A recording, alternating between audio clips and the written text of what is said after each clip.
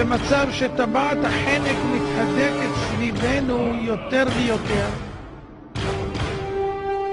והמדינות מסביבנו שואפות כאילו לדמוקרטיה, שבעצם ברור שהן לא שואפות אלא רק לשחרור מיד הרודנים הנוכחיים, אבל מיד לאחר מכן מי יעלה יותר טוב.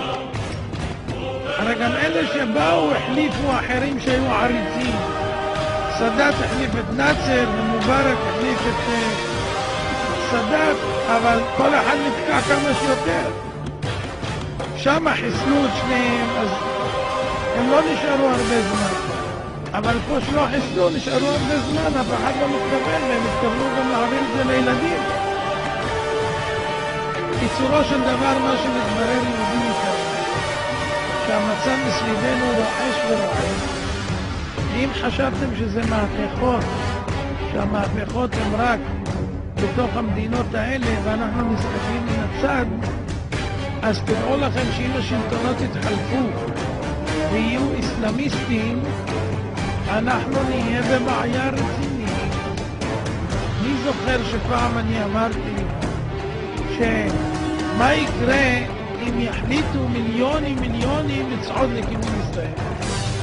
הרי מסביבנו יש יותר מחצי מיליארד מוסלמים. מה יקרה? הנה אתם רואים, קשה מאוד לבלוע, אפילו חצי מיליון שהולכים בדרך, קשה לצבא אפילו לעצור אותו. מה יקרה? כך שאלתי הרבה שנים. מה קרה? עכשיו הייתה הפגנה של 2 מיליון במצרים. ומה אמרו 2 מיליון? שהם רוצים לעלות כולם ביחד לירושלים ברגל. לצעוד עד שיכבשו את ירושלים. ראיתם פעם דבר כזה? אבל קצת רחוק ככה מסיני. קצת רחוק.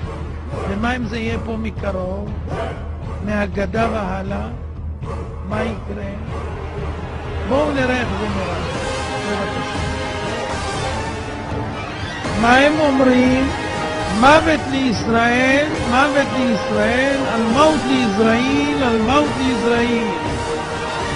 ומה הם אומרים אחר כך?